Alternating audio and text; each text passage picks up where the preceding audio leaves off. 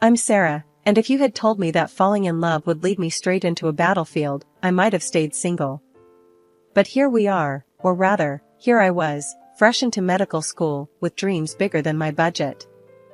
I had been studying at the college for a couple of years, living off ramen and coffee, and picking up night shifts at the local hospital to keep the lights on.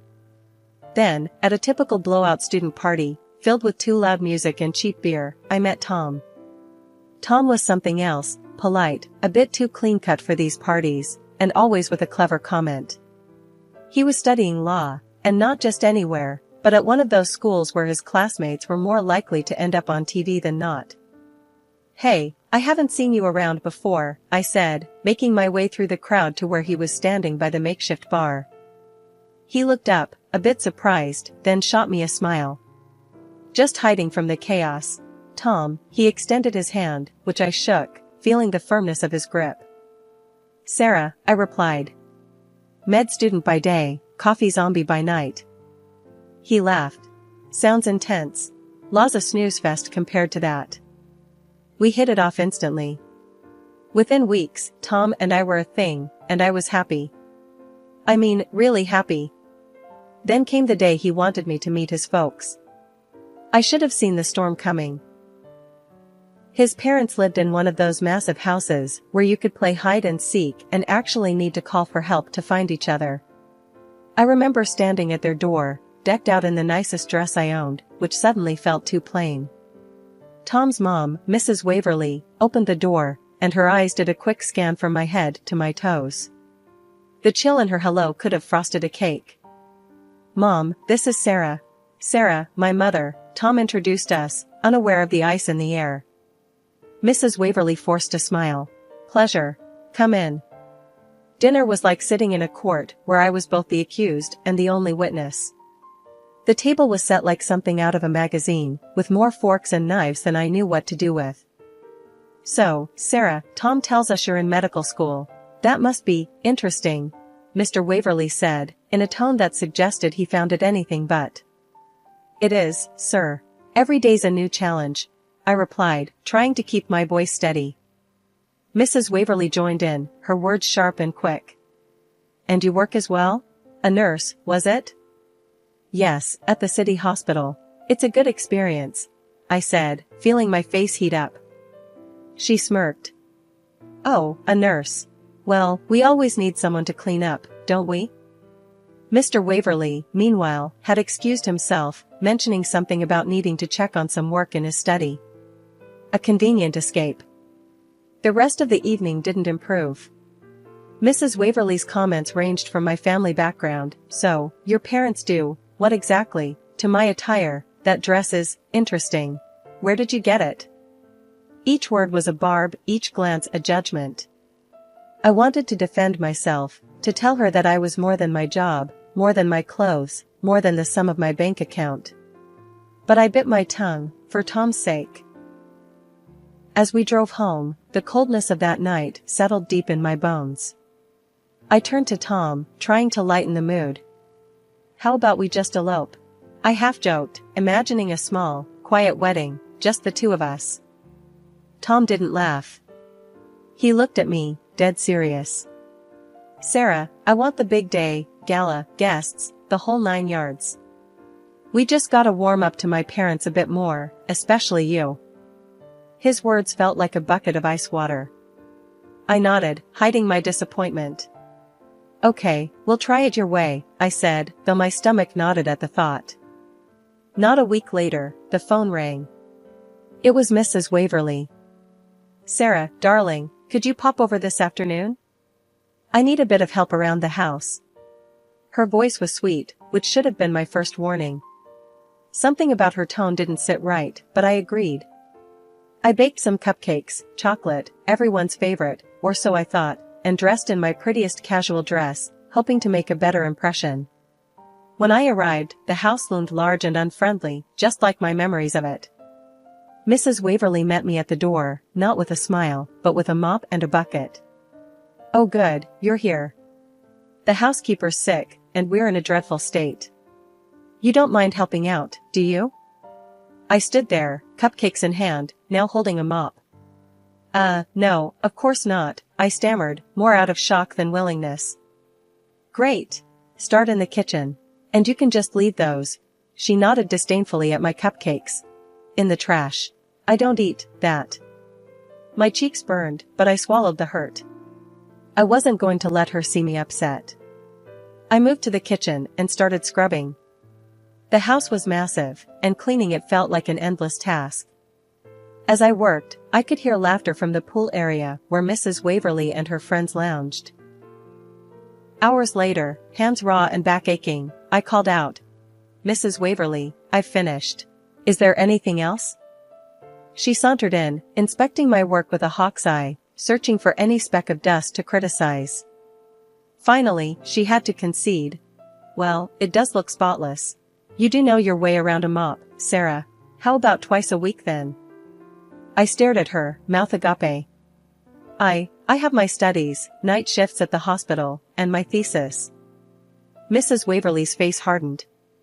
"Listen, dear, if you want to be part of this family, these are the hoops you jump through. Tom's waiting for us to get along. Don't disappoint him, or me." The threat was clear. Marry Tom, clean the house. Don't, and well, the alternative wasn't an option. "Okay," I muttered, defeated. Twice a week, I came, I cleaned, and each time, Mrs. Waverly found new ways to remind me of where I came from and where she thought I belonged. Twice a week, like clockwork, I scrubbed and cleaned Tom's family mansion. It wasn't what I signed up for when I imagined a life with him, but Mrs. Waverly seemed to have decided my role long before I even had a say. "You look just right with a mop, Sarah. It suits you better than a stethoscope ever will," she would taunt as she watched me from her perch, sipping her expensive tea. Nobody knew about this arrangement, not Tom, not his dad. Just me and Mrs. Waverly in this twisted secret of servitude. She never paid me. Instead, she paid with sharp jabs about my background, about how I was practically a charity case they had taken in. The year wore on, and between the cleaning, my intern shifts at the hospital, and my studies, my graduation project nearly suffered. But I powered through, fueled by the dream of the day I could finally call myself a doctor. Amid all this, wedding plans buzzed in the background. Mrs. Waverly took the reins, dictating everything from the napkin folds to the guest list. "We need to teach you how to not embarrass us," she declared one afternoon, enrolling me in an etiquette school. "You can't go around looking like a hillbilly at your own wedding." The etiquette classes were a whole new level of humiliation. The instructor, a stern woman named Mrs. Penrose, had no patience for my lack of sophistication. No. It's left hand on the lap, right hand for the fork. Have you never dined anywhere that didn't have plastic cutlery?" she chided during one of our sessions. "I'm trying my best," I muttered, feeling the heat rise in my cheeks as I fumbled with the silverware again. Mrs. Penrose sighed, a sound of weary frustration. "Your best needs to get a lot better. This is basic, my dear." As if the etiquette lessons weren't enough, Mrs. Waverly's next project was dance lessons, and then, French lessons. "You'll sing a lovely French song at the wedding," she announced with a smile that didn't reach her eyes. "I can't even sing in English, Mrs. Waverly. And I really don't have time to learn French," I protested, but my words fell on deaf ears. When I brought up these absurd demands to Tom, hoping for some support, he only tightened his lips and repeated the family mantra. "My mom's just looking out for us. You know how important this is. Just stick with it, okay?" I felt a mixture of anger and helplessness. It wasn't just the cleaning or the classes, it was his inability to see how much I was struggling just to fit into this image his mother had crafted for me. I remember walking into the dance studio, my body aching from a 12-hour shift at the hospital, and meeting my dance instructor, a lively man named Marco who seemed to dance rather than walk. "Light on your feet, eh? Let's see what you've got," Marco chuckled, putting on some classical music. I tried to follow along, but my movements were clumsy, my mind too full of medical terminologies and French vocab I had crammed the night before. Whoa, it's dancing, not wrestling," Marco laughed, stopping the music. "Relax, you're too stiff. Imagine you're floating." "Floating's hard when you feel like sinking," I admitted, half laughing at my own sad joke. As I lay in bed that night, the weight of the world seemed to press down on me. Etiquette, dancing, French, cleaning, each demand piling on top of the last until I felt I could barely breathe. The wedding was fast approaching, and the tension was as thick as the fancy curtains in Tom's family living room. Mrs. Waverly, always plotting, decided a bachelorette party was in order, a final hurrah before the big day, she said. I arrived at their house, dressed casually but elegantly, hoping to at least enjoy an evening without tasks or lessons. Mrs. Waverly greeted me with a smile that didn't quite reach her eyes. "Sarah, darling, so glad you could make it. Here, you must try some of this champagne, it's from Tom's father's collection." I hesitated. "Oh, I don't really drink," I murmured, trying not to make a scene. "Nonsense," she laughed, handing me a flute filled with bubbly liquid. "It's a celebration. Just one glass won't hurt." The room was filled with her friends, all elegantly dressed, their eyes sharp and calculating like birds of prey. Feeling the pressure, I took a small sip to appease her, intending to set the glass down and forget it. But the room started spinning soon after, and everything became a blur. I woke up suddenly to the harsh sensation of cold water splashing on my face. Mrs. Waverly stood over me, her expression twisted with fake concern that quickly shifted to scorn. "Look at you. Drunk and passed out.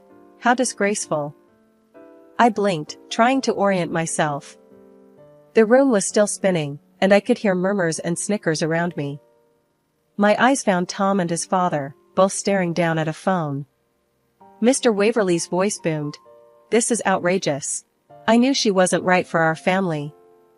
"What's going on?" I managed to stammer, my voice hoarse, my mind racing to piece together the situation. Mr. Waverly, face red with anger, thrust the phone at me. The screen showed pictures of me, but not just any pictures. In them, I was sprawled on the couch, my clothing disheveled to reveal my underwear, a bottle of alcohol carelessly placed in my limp hand, and a cigarette dangling from my lips. My eyes were closed, head lolling in a way that screamed of a setup. I felt my heart sink. "I didn't do this," I whispered, looking up at them, my plea clear in my eyes. Tom looked from the phone to me, his expression torn. Mrs. Waverly cut in, her voice sharp. "Oh please, look at yourself. Do you expect us to believe you're innocent? This is who you really are, Sarah." "No, you've got to listen to me," I started, my voice gaining strength as I found my footing, despite the dizziness. "I didn't drink that much. Just one glass, and I didn't even want it. Something was in that drink, you did this." Mrs. Waverly feigned shock, her hand at her chest. "How dare you accuse me of such a thing? After all we've done for you, this is how you repay our kindness?" The room was thick with tension, the air almost suffocating as accusations flew. Standing there, soaked and humiliated, I knew I had to take control of the situation. "I'm going to the hospital," I declared, my voice steady, despite the chaos. "I'll donate blood for tests. If they find anything, any drug that shouldn't be there, I'm reporting this to the police." Mrs. Waverly's face drained of color, her usual composure slipping as the gravity of my words hit her. She glanced around, her eyes darting between the shocked faces of her guests and her family. "It was just a sleeping pill," she blurted out, the words spilling from her lips in a panicked rush.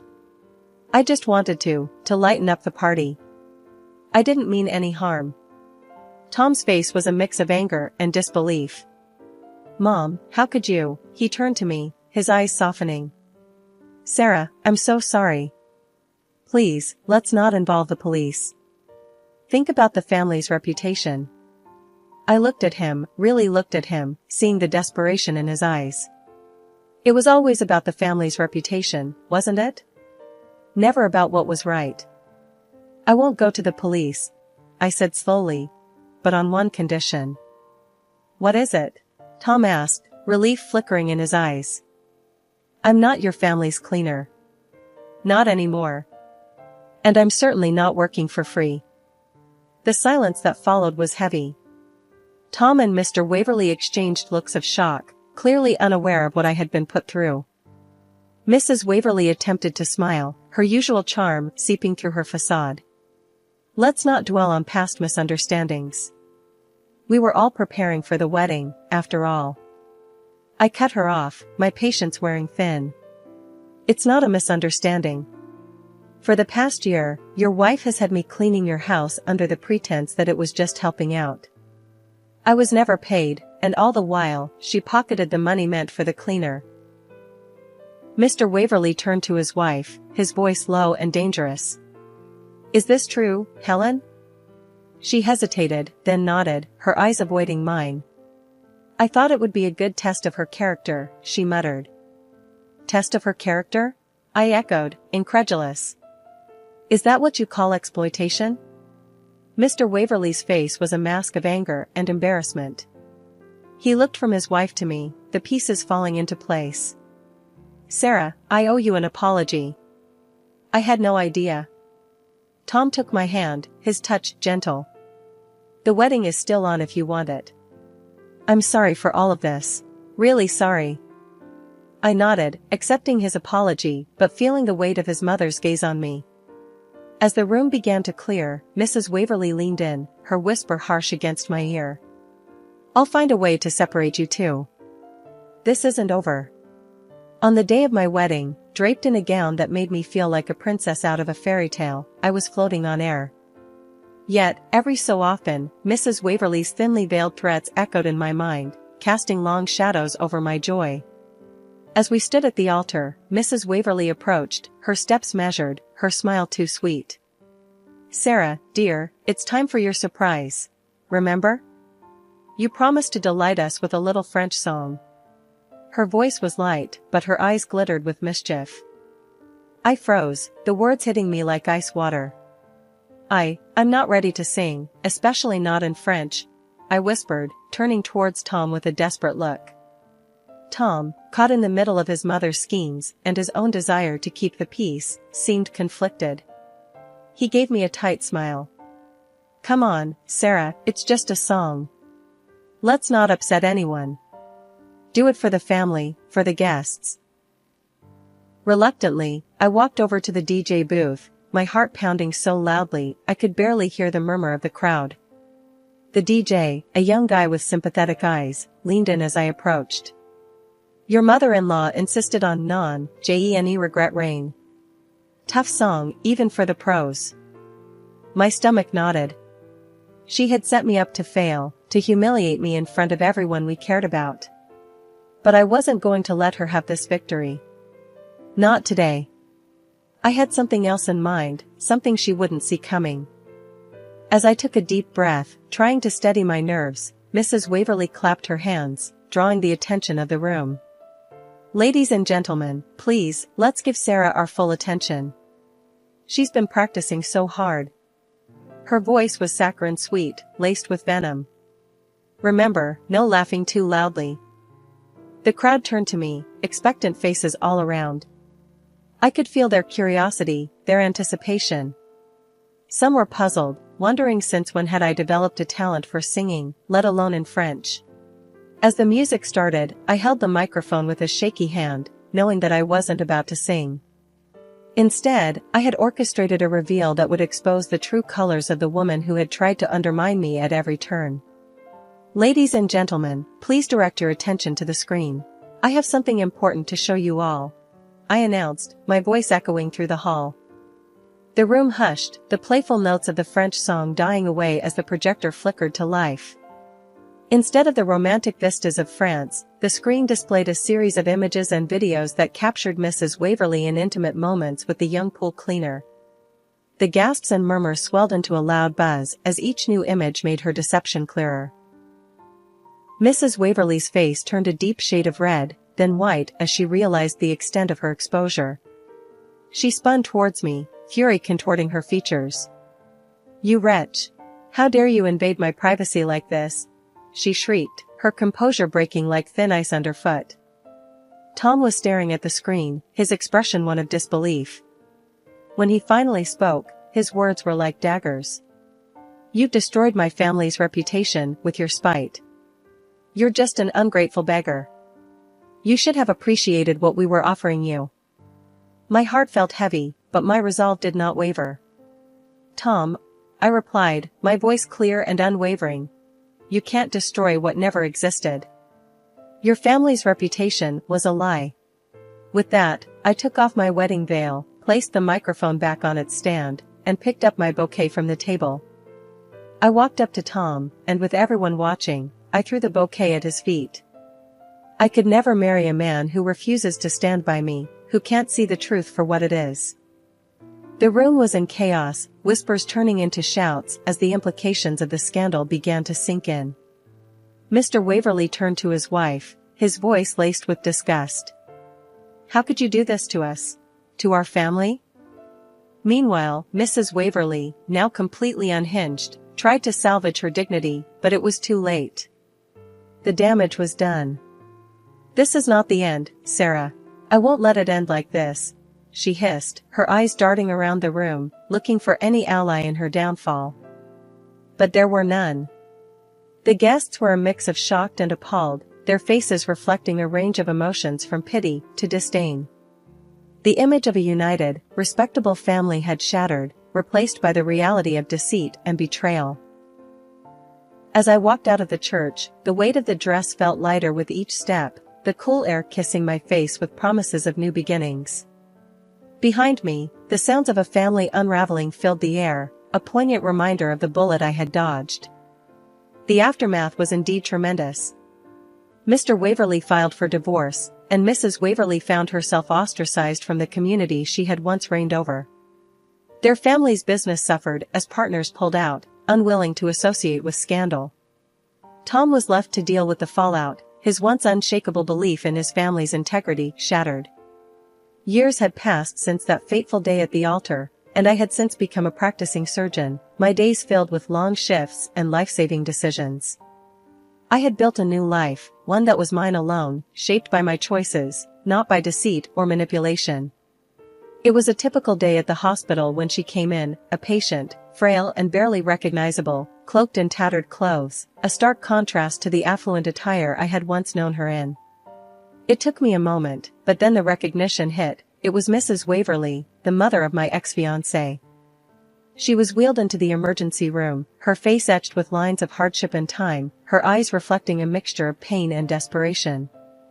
As the attending surgeon, it was my job to assess her condition. She needed surgery, urgently, but a quick check revealed she had no insurance, a fact that added yet another layer of complexity to the situation. Dr. Sarah Thompson, she said, her voice a hoarse whisper as she recognized me. It was the first time she had addressed me without a sneer, and the irony of the moment wasn't lost on me. I need help.